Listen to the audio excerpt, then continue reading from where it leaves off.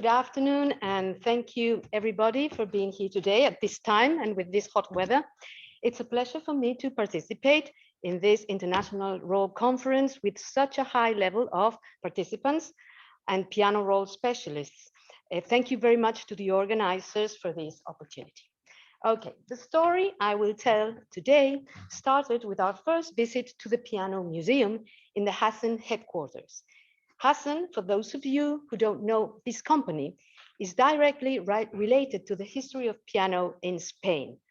The Hazen company and family represents the most important and traditional piano dealers and distributors in our country, and originally, beginning of the 19th century, piano makers. I was visiting their piano museum when a member of the Hazen family talked to me about their piano roll collection.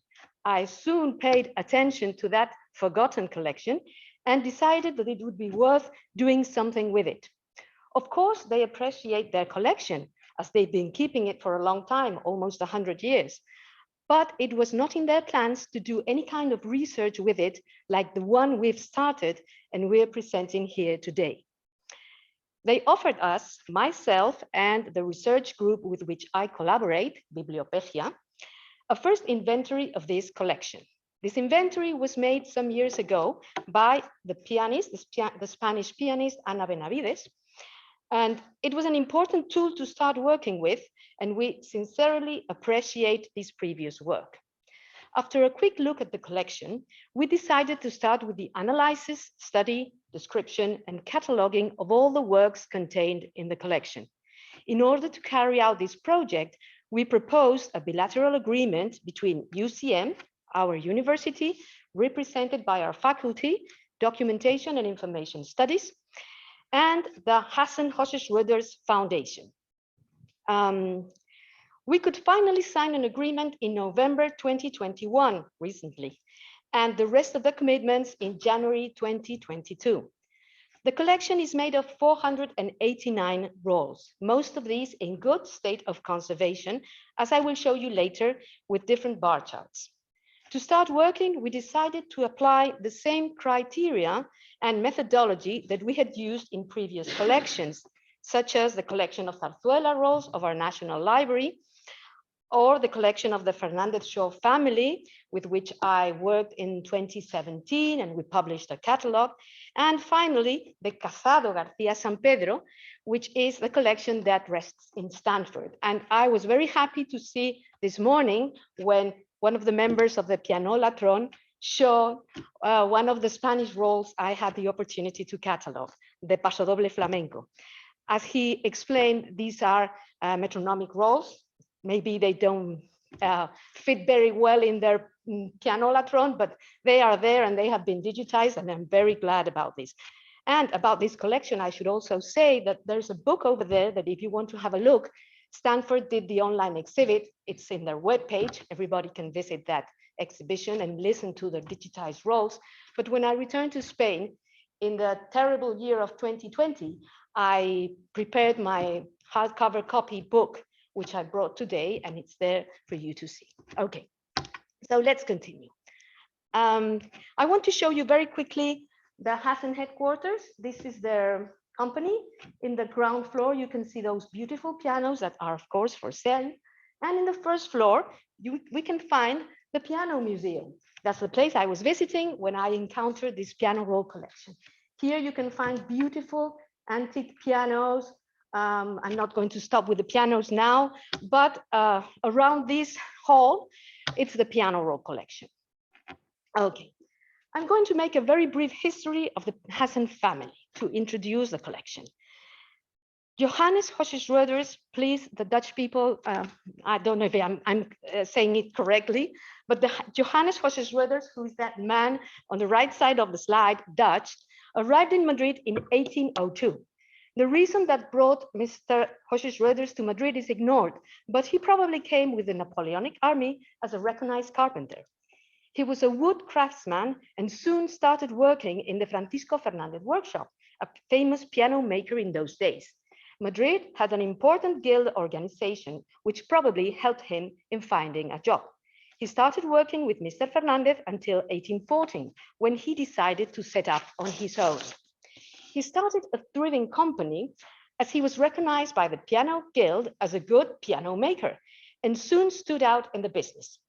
His first workshop in Madrid was located in number 12 Hortaleza Street, the very heart of the city's Piano Builders Guild. We can read his signature, Hosseschrueders, engraved on the piano's lead in the first picture over there. Around 1820, Jan asked two of his nephews, Jan and Peter Hazen Hosseschrueders, to come to Madrid to join him in the piano manufacturing business. As from that date, the company was known as Hosseschrueders and Nephews, Hosseschrueders y Sobrinos, as we can read in the central picture. With their arrival, the company started producing an important number of square pianos, and since 1828, they also produced harps, as we can see in the picture. In those days, our king, Fernando VII, and later his daughter, Queen Elizabeth II, promoted fairs and exhibitions related to national industrial products, where inventions in piano were highly praised. The Hosseschrueders family presented square pianos at all those fairs and exhibitions, and in all of them, they won prizes and distinctions. In 1830, Johannes Hosseschrueders leaves definitely Spain and returns to the Netherlands. It's a moment when the Hazen nephews inherit the workshop and start being known as Pianos Hazen, as we can see in the last picture. Different generations of piano builders have succeeded each other, despite the vicissitudes of the times, and have continued with the piano business up to the present day, although they don't make pianos any longer. The manufacture of the instruments ended with the end of the century. It was precisely then that innovations with player pianos, pianolas, and electric pianos started to become fashionable, and that is where the rest of the stock collection was probably for sale in their store comes from.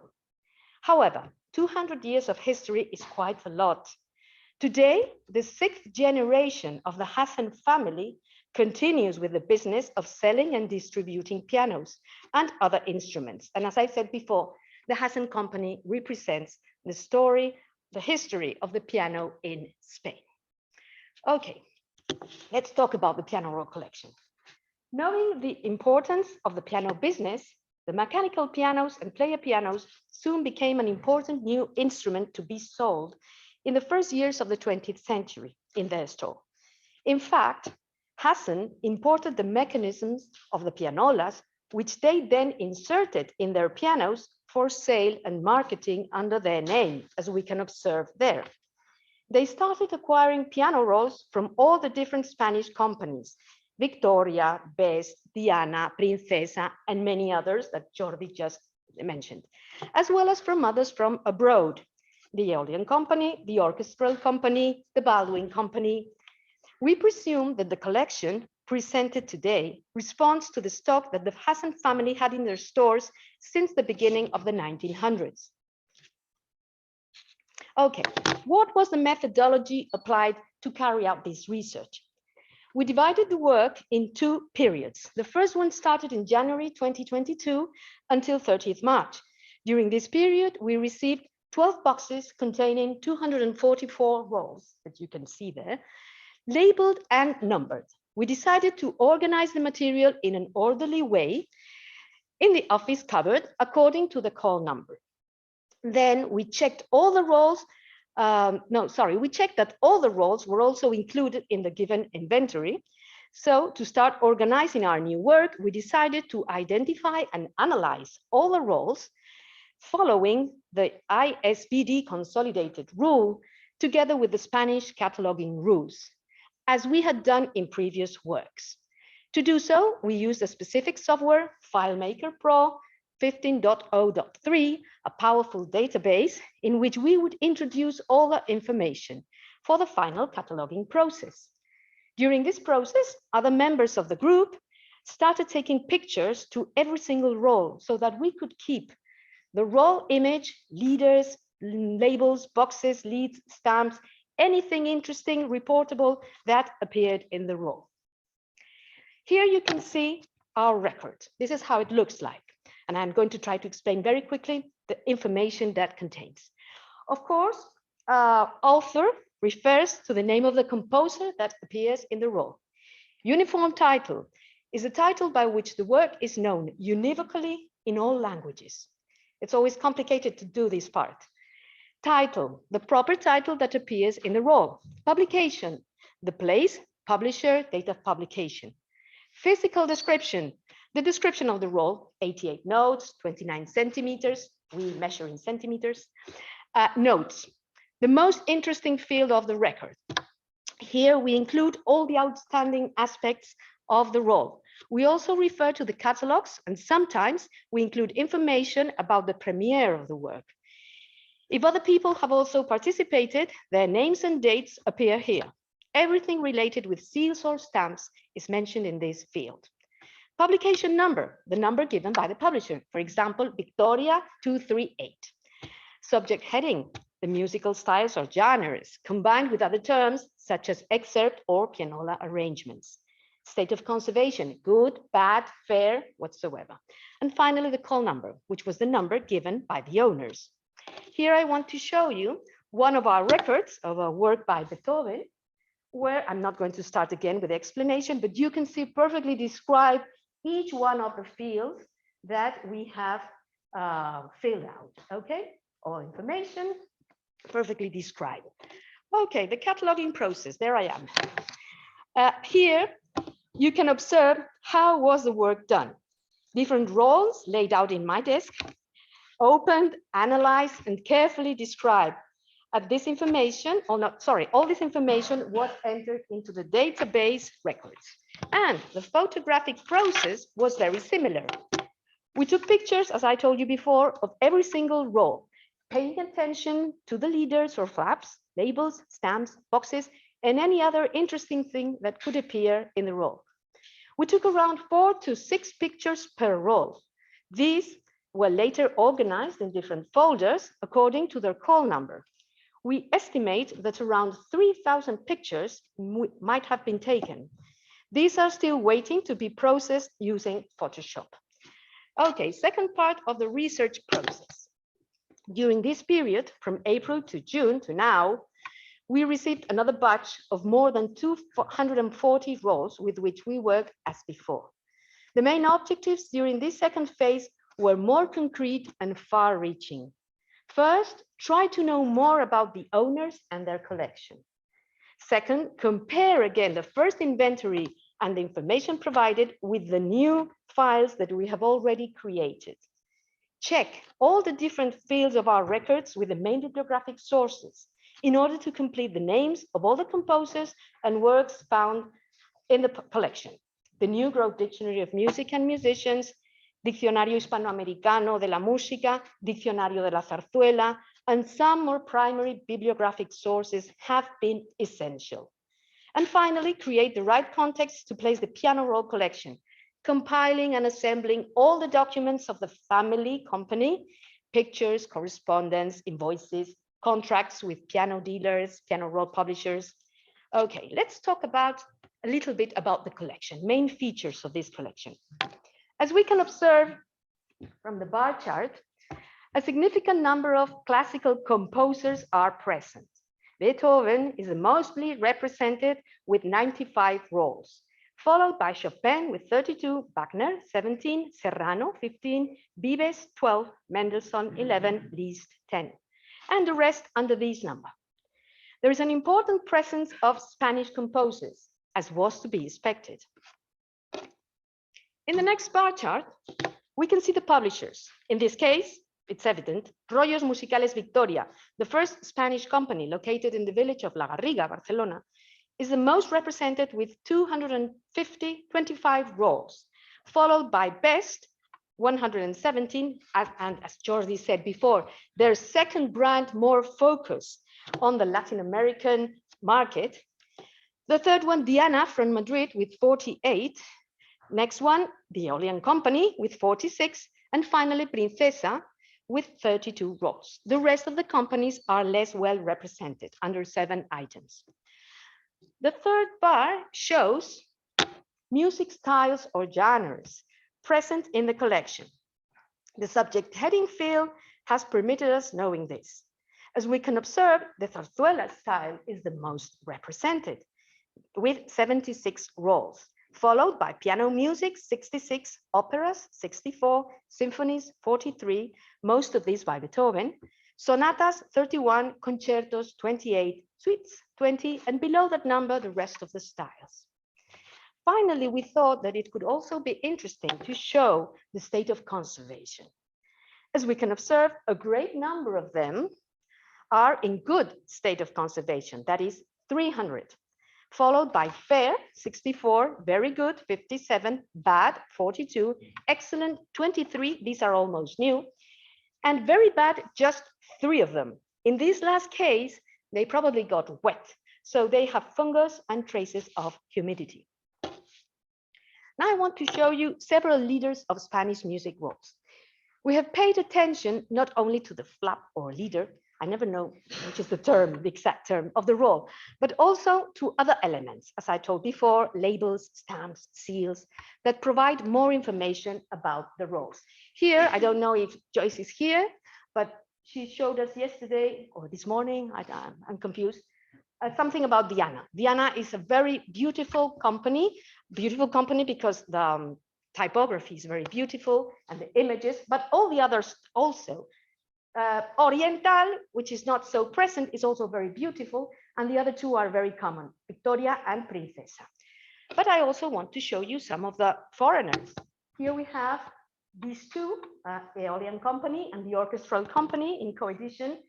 The one below, it's the Baldwin Company from Cincinnati, and the last one is the mystery, and I will tell you why.